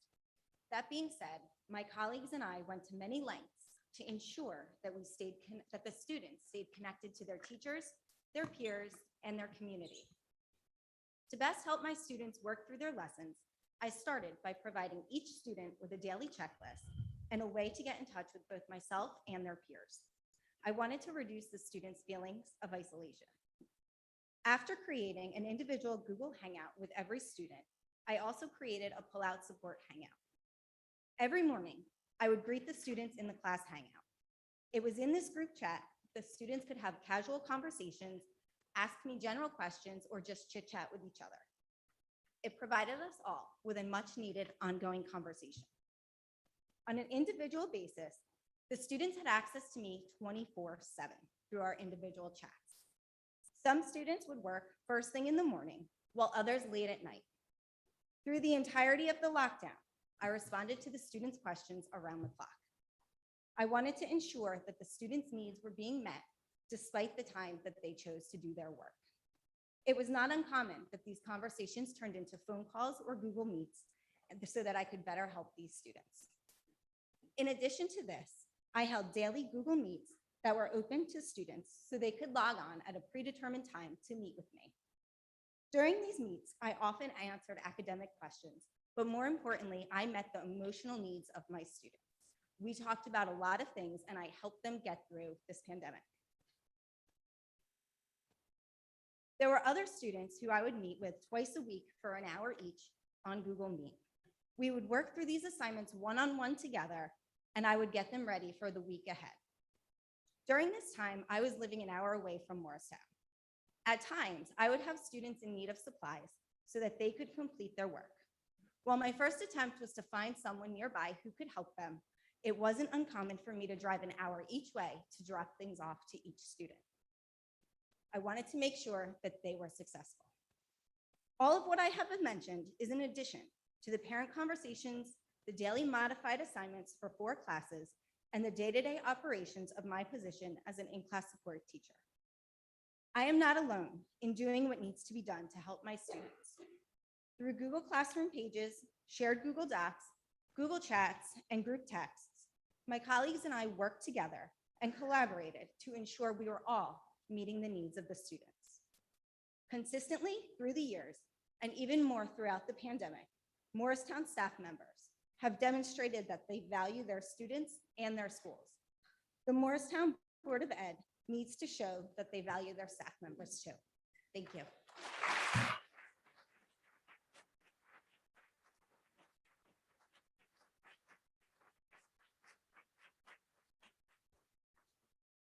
How you doing? Mark Ambrosino, 512 Middlesex Drive. I'm also a computer teacher at Baker and Roberts. I had read once that for the Apollo moon mission, for every hour the astronauts were on the moon, we invested over 100 million man hours here on Earth to prepare. And that's an amazing statistic. And it's also a great example of how we often forget about the details when we think about the accomplishment.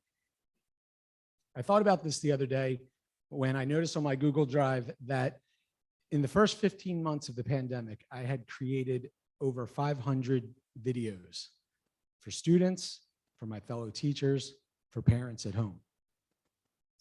Now, to be clear, I'm not comparing that to landing a man on the moon, but it did give me an opportunity to reflect on what we accomplished and what it took to get there, all of us, what it took for us to get there. I saw a lot of things over the past 2 years that really made me proud to be a teacher here.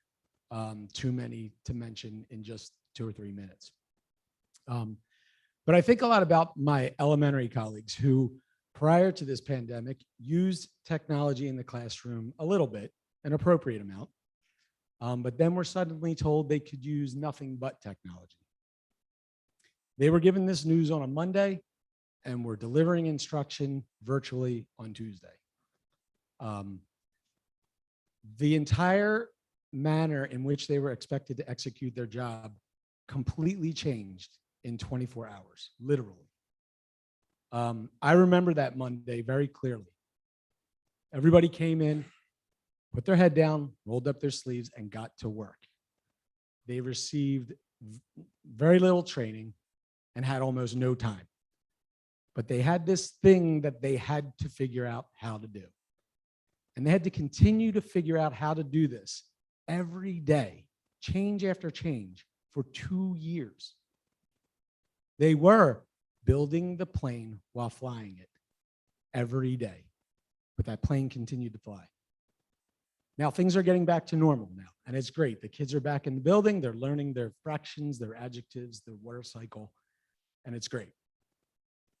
And we have a tendency, when things get back to normal, to just put the past behind us and move on. But I think it's important that we think about that past. And we have some pride in what we did. Because I know I have pride in what we did. I'm going to close, all of us actually, and that's the entire district. We should take pride in what we did and think about what it took to get there. I'm a bit of a space nerd in case you didn't notice. So I'm going to close with one last thought.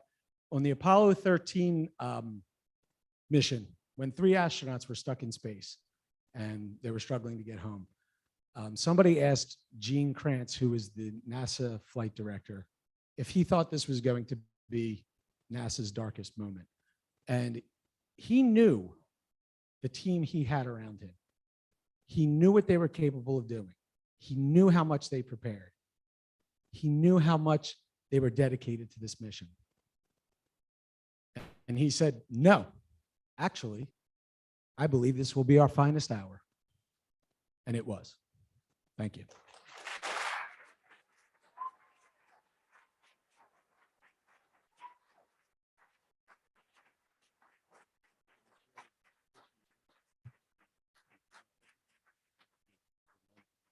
Good evening. My name is Tim Hurley, and I've been a math teacher at the high school for 10 years. I'm going to speak tonight about my experience teaching during COVID. Teaching remotely was far from ideal. My wife is an elementary reading specialist in Medford. So during the virtual days, she would teach from the dining room, I would teach in the basement. And any free time we had, we would be entertaining our 5-year-old daughter and 3-year-old son. So it was far from ideal. When I'm not teaching, I like to focus my time on the clubs and activities of the high school. I've been the high school math club advisor for 8 years, and I'm one of 4 Interact Club advisors, along with Monica Bell, Liz Everett, and Donna Tortu. COVID presented unique challenges for clubs during at that time in high school. For Math Club, we participate in the Burlington County Math League, BCML, where we meet with 10 other schools in Burlington County. We meet 5 times a year in person. We compete for individual and team awards. When COVID happened, that wasn't possible, so we immediately switched to a virtual format, which was a lot of work, a lot of time, a lot of commitment, but it worked. And it allowed our students to not only interact with their peers, but give them an experience outside the COVID classroom. With Interact, all the in-town activities were kind of not happening at all. So the 4 of us made it a point to make something happen with the events that we could do. We typically run 3 blood drives a year. Although we couldn't participate and send volunteers to them, we allowed our students to advertise for it and hopefully give blood if they could. Our outside event for a 5K in the spring couldn't happen either. So instead, we shifted to senior send-off candygram messages for students and staff to purchase for the seniors. All that money raised there went to the Madison Luber family in Morristown. Acapella for Autism is typically a live, in-person, interscholastic singing competition, which is awesome. That went full virtual as well. We instead had schools send in videos of their teams performing. The students of the high school edited that into a video. Parents could purchase the video for $10 and watch it. All the money went to Autism New Jersey. And finally, Soup for the Soul, an indoor event where it's $10. All you can eat soup and bread. Donated by local restaurants also couldn't happen. Instead, we shifted and went to a community cookbook. We asked the community members in Morristown, as well as the staff members, to submit their favorite recipe, and the students compiled into a book. We sold that. All the money went to Phil Abundance. Despite the numerous difficulties from COVID and the extra work that it created, the students were able to raise almost $9,000 for various charities during COVID. I want to be clear about why I'm here, and not here, but here as a teacher. I had a wonderful high school experience, and it has been my goal as a teacher, and why I became a teacher, to provide that experience for other students and young people today. Between my time in the classroom and the time I spend with the clubs, I'm always looking for ways to increase student involvement, engagement, and contribute to their social and emotional well-being. I just want them to have fun. With COVID, all of that was taken away from us. So it was really important for me to try to make something happen so that the kids could look back and have memories in high school that weren't about masks and weren't about quarantines. For the work I put in, I don't ask for any special recognition. We all do a lot of stuff here. I do it because I want to, and I do it because I love it. Consistently throughout the years, and especially during COVID, Morristown staff has shown that they value the students and value the schools. The Board of Education needs to show they value the staff. Thank you.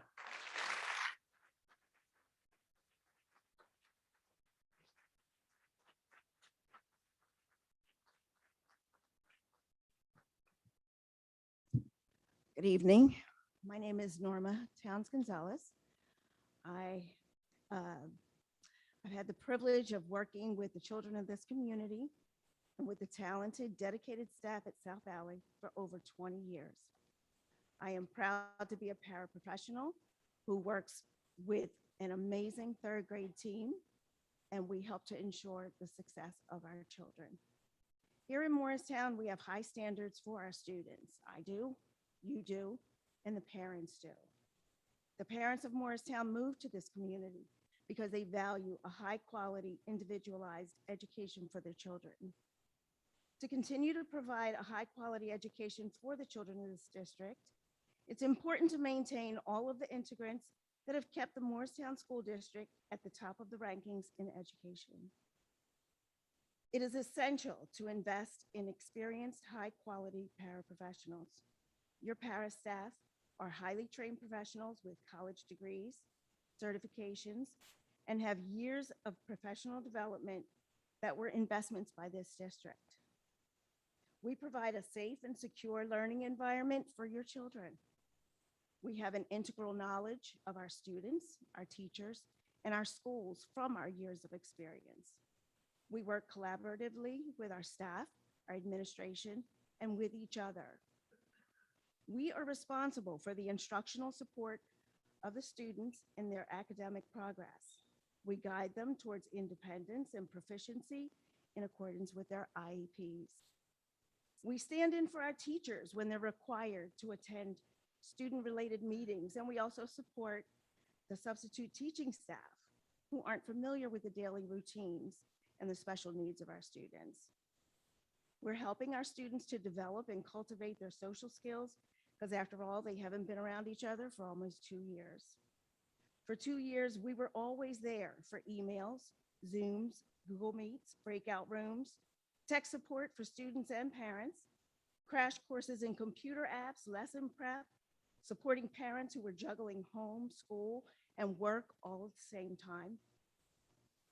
We do arrival, dismissal, traffic, bus duty, lunch, recess, specials, one-on-one support, bathrooms, modification charts, sign language, lineups, advising, supervising, mediating, comforting, encouraging, listening, coaching, bandaging, and so much more. And that's all in a day's work.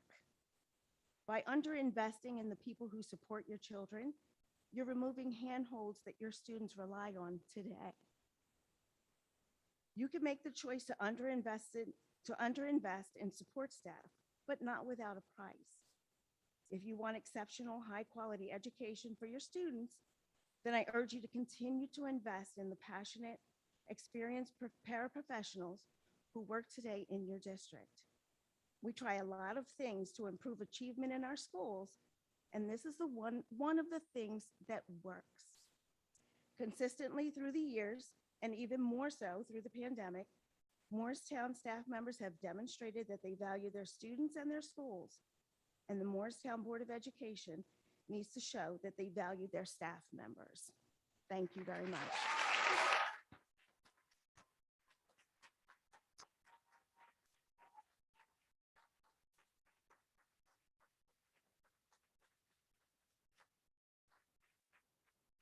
Good evening. My name is Kelly Gartland. This is my 14th year teaching in Morristown, and I teach ceramics and sculpture at the high school.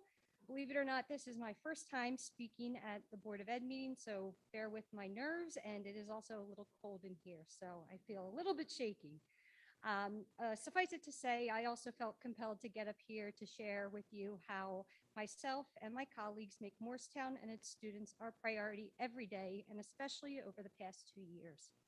As teachers, we understand the importance of hands-on learning experiences for our students. When the pandemic hit, those experiences became even more necessary for our kids' social and emotional learning needs. From my perspective, we had 2 options for teaching ceramics. We could find a way to give an authentic ceramics building experience and provide essential hands-on skills, or we could teach it more as an art history class using digital components. We went the option of giving our students a much needed hands-on class, necessitating that we flip the ceramics classroom to accommodate our challenging and changing hybrid schedules.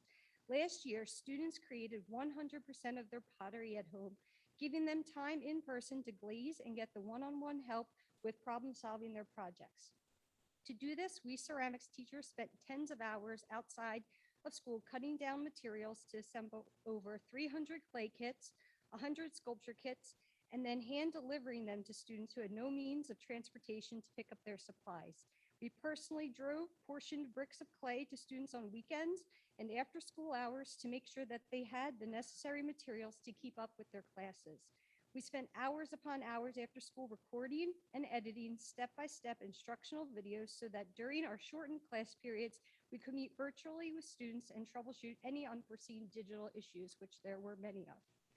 We assembled individual glaze kits for at-home students to have a chance to see their projects usable and completed. On an average day, you would find us art teachers in the front vestibule at the high school, putting out supplies for students to pick up and collecting projects that were dropped off just as much as you could see us in our classrooms. And all of this is just what we did for ceramics and sculpture. From the elementary up through the high school, arts and technology teachers created thousands of customized supply kits for students. Hundreds of hours were spent driving supplies to students' houses, making instructional videos from scratch, and uploading student work to digital spaces like Instagram and Artsonia so that our students' work could still have a presence in a digital learning environment. We did and still continue to do much of this because Morristown and its students are a priority to us. My story here at the high school doesn't even begin to scratch the surface of how teachers across the district spent countless hours to maintain the quality of hands-on learning experiences over the past 2 years, and how we continue to do this on a daily basis. Consistently throughout the years, and even more so throughout the pandemic, Morristown staff has demonstrated that we value our students and our schools, and all I ask is that the Morristown Board of Ed shows that they value us staff members in return. Thank you very much.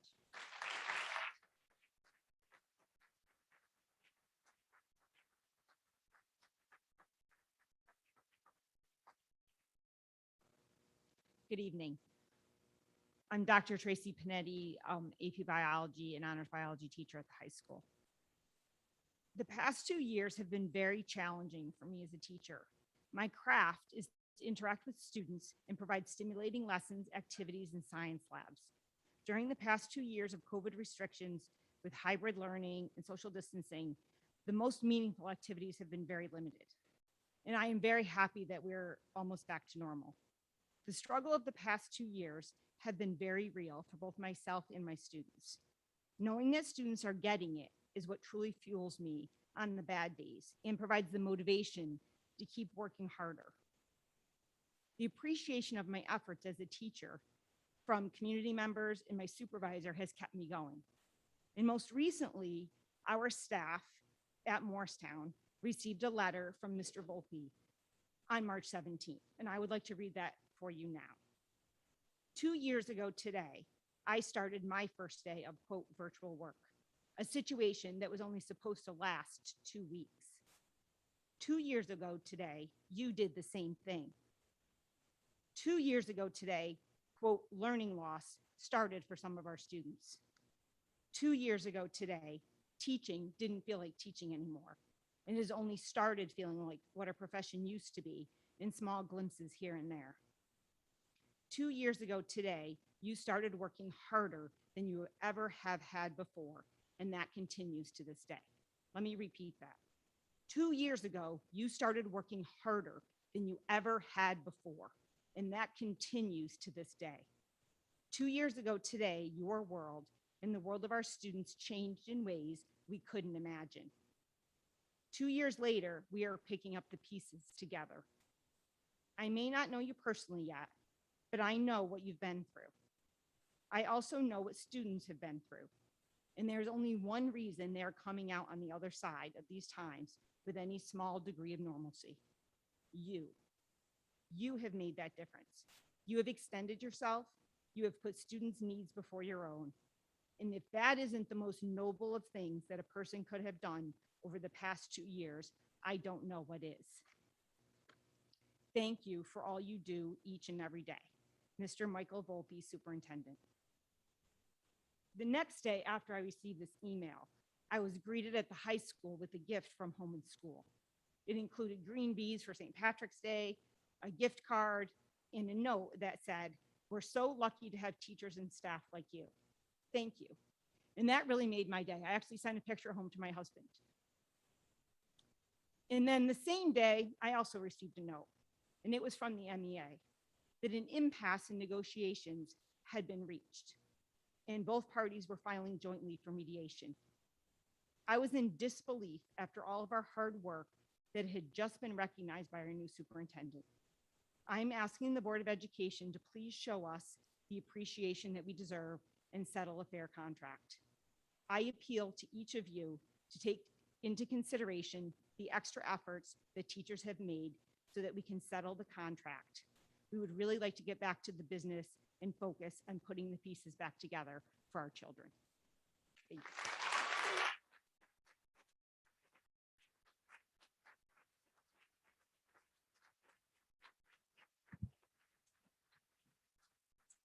Hi, my name is Lorenzo Eagles. I live at 88 Westbrook Drive, and I'm a history teacher at the high school.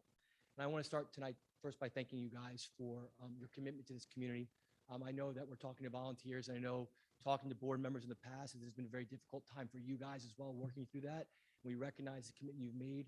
And even though we don't always agree on everything, there is a mutual respect that I've seen over the last 2 years that I hope can carry us through to a quick conclusion with our current difference of opinion. I also want to thank you for listening to all the stories tonight. I know that not everyone wants to listen to these stories, but I think it's tremendously important that you hear from your staff. I'm not dumb. I've lived in Morristown for almost 20 years now.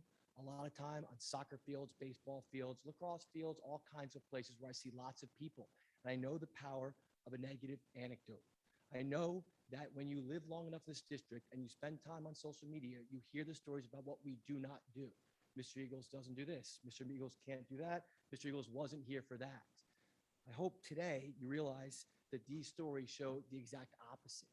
Today you heard 12, 13 people from the staff share positive anecdotes, stories that show our passion as a teaching staff, as a teaching learning community. They show our commitment, they show our value. And if you really want to make a long meeting, we probably could have every single person in this room stand up to share their stories too, because they all did the same things. We may not be perfect, who over the last 2 years was, but we did our best. If you ask me, these stories were amazing. They put smiles on my faces. They remind me of why I love working in this district. Okay, it was laudable and no doubt eminently valuable. Crazy thing is, I think you all know that. After all, most of you have been right there with us along the way for this. You were here that summer 2 summers ago when we worked through the summer trying to figure out how the heck we were going to have virtual school, okay, in the middle of a pandemic. You were with us all the way up through to this year when we came back bug-eyed in cafeterias full of kids with masks off and in classrooms with masks on, trying to navigate the craziness of the entire situation. Each time we shifted plans, we changed things.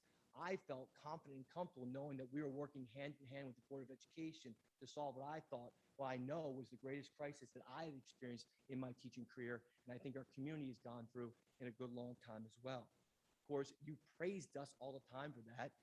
I thank you for sharing Dr. Volpe's wonderful email, which did inspire all of us. But I got personal videos from half of you, okay, praising us too for all that we did. Each and every one of you showed us, okay, your appreciation and your thanks as we went through everything that happened here. Even last year in the crazy mayhem of the spring, when parents got up and talked, they were generally thankful for the effort that we as staff put in, okay, to our jobs. I think it's really important that you as a board understand, okay, why and how that's affected us. Tracy did a great job summing it up. I probably could sit down, but I will admit as well that I was surprised when I first heard that we reached an impasse as well. Okay, I'll admit that when I started talking to people in the hallways and we've all had these conversations, we collectively, okay, were taken aback by the fact that we couldn't fix this. In conversation after conversation, people expressed to me their shock, their sadness that negotiations had come to this point. They said things like, don't they know what we've done? Don't they know that teachers are tired, burned out, that people are leaving this profession more than coming into this profession? Don't they know that all around, even in places like Medford, okay, they're coming to amicable and positive solutions to contract negotiations? Okay, don't they know that what we want more than anything to do is help pick up the pieces, okay, and move forward with our students to do a bigger and better year? And President Weeks, I appreciate your opening comments, but you know that actions speak so much louder than words. And if you really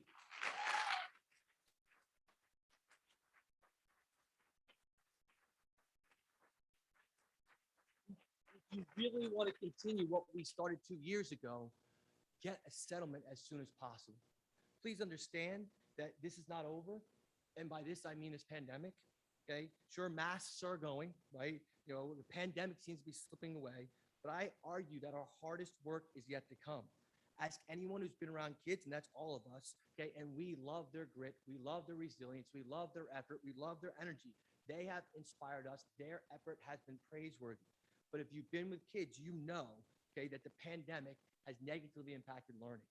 You know that now more than ever, we need to make sure that our spring and our summer and next fall is all hands on deck, fully committed like we were 2 summers ago to make this place this coming year the best year they can possibly be. And I hate to say it, As much as I love this shirt, okay, this kills that vibe. This makes every single one, every minute I spend in this shirt is a minute that I am not preparing and planning to make myself the best teacher I can be for those kids next fall. And so while we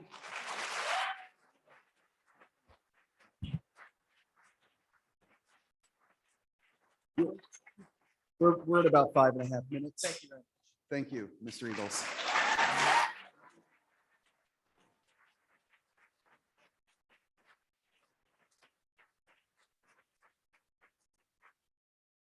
Okay, we are still in the public comment session for the budget.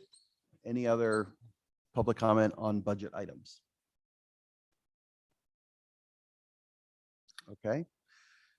Seeing and hearing none, I will recommend that the public hearing on the 2022-23 proposed budget be closed. May I have a motion for that? In a second? Okay. Any comments, discussions before we take a vote? Okay. Can we have a vote then? All in favor? This one, it doesn't say roll call, but yeah, this isn't the approval. This is the public comment. Yeah. Okay. So closing public comment, all in favor? Any opposed? Abstentions? I voted for it.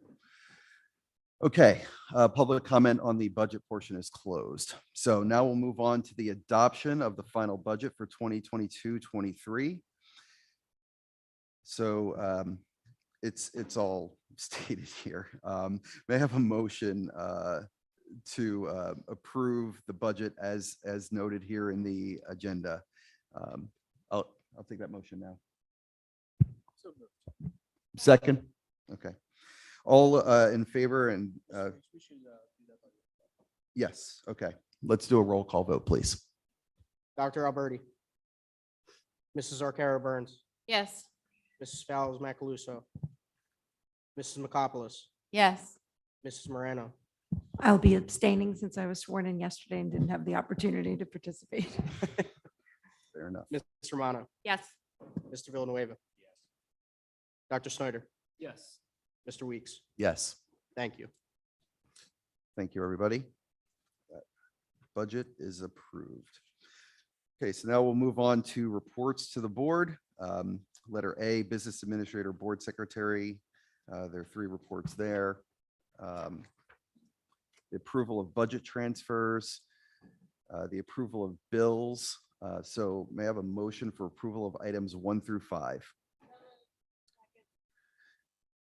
Any conversation or questions about this? Okay, so all in favor? Aye. Any opposed? Abstentions? Abstention. All right, that one carries. Letter 11 or number 11, recommendations of the superintendent. Letter A, the policies and procedures. We have these policies for first reading: policy 3233, policy 4233, policy 9181. And then also for second reading, policy 5541, policy 8465, regulation 8465, and policy 9180. So I'll entertain a motion for the approval of items 1 and 2. So moved. Okay, any comments, questions? All in favor? Aye. Aye. Opposed, abstentions? Abstention. A pattern again. Yeah. All right, thank you. Moving on, letter B, the educational program. So this is includes number 1, Burlington County Alternative School Placement for 21-22, special education out of district placement, special education in district placements. So I'll may I have a motion for the approval of items 1 through 3. Any comments, questions? All in favor? Aye. Aye. Abstention, please. Okay, any opposed? Okay, motion carries. All right, letter C, finance and business. From number 1, travel expenditure approval request. Number 2, donations. Number 3, cancellation of outstanding checks. Number 4, joint transportation agreement. Number 5, the vision care plan. And 6, 2021 coronavirus response And Supplemental Appropriations Act, Elementary and Secondary School Emergency Relief Fund Amendment Number 1 application, and number 7, the 2022 American Rescue Plan Homeless Children and Youth 2 grant application. Mr. President, Yes.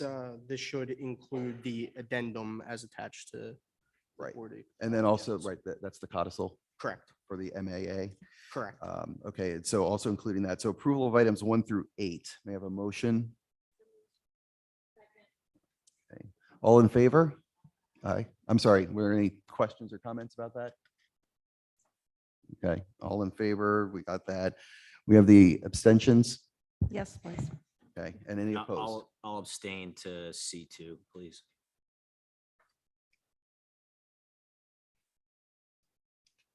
All right, moving on. We have letter D, employee relations. The appointments, number 1, resignations, number 2, changes of position, hours, start date, leaves of absence, extension of contract, substitutes, athletics, co-curricular clubs, certificated non-tenure staff reappointments, and certificated staff reappointments. And number 9 there, that's as amended in executive. So I'll entertain a motion for items 1 through 9. So moved. Okay, thank you. Any comments, questions? All right, all in favor? Oh, I'm sorry, roll call vote for that one. Thank you, Mr. President. Dr. Alberti. Mrs. Arcaro Burns. Yes. Mrs. Fowles Macaluso. Mrs. McCopolis. Yes. Mrs. Morano. Abstention, please. Ms. Romano. Yes. Mr. Villanueva. Yes. Dr. Snyder. Yes. Mr. Weeks. Yes, Thank you. thank you, everyone. So 12, suspensions.